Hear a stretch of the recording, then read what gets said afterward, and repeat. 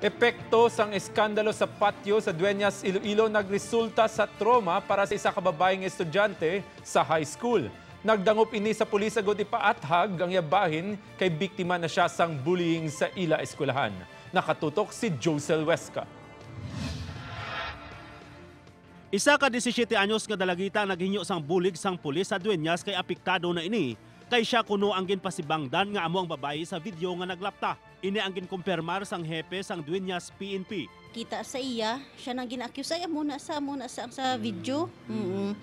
So inang daw hindi manami ang epekto sa iya bala kay ti nang hindi man tumanami ang ang nakita sa video no. So hindi man siya matuod ang amo sa tunga persona sa aton nga pag-assist. Wala na nagpablatter ang nasambit nga estudyante pero ang trauma sa natabo nagapabilin ilabi na sa ila eskwelahan. Nag-coordinate man kita sa eskwelahan nga muna i-guide ya ang bata kay ti hinang basi mga tendencies sa ila nga yang nga age hinang basi mag-commit sa mga suicide kung ano pa bala kay tungod sang ka negative nga epekto sang natabo sa ila.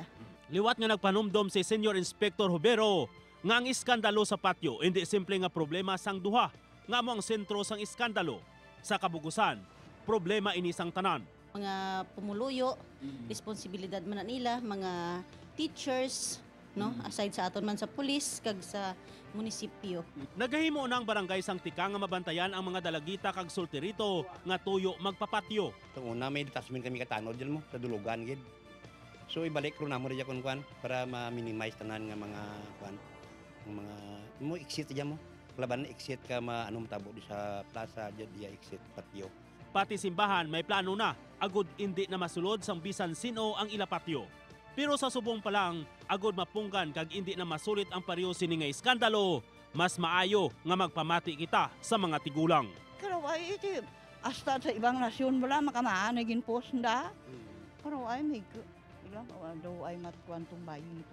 Josel Huesca para sa One Western Visayas.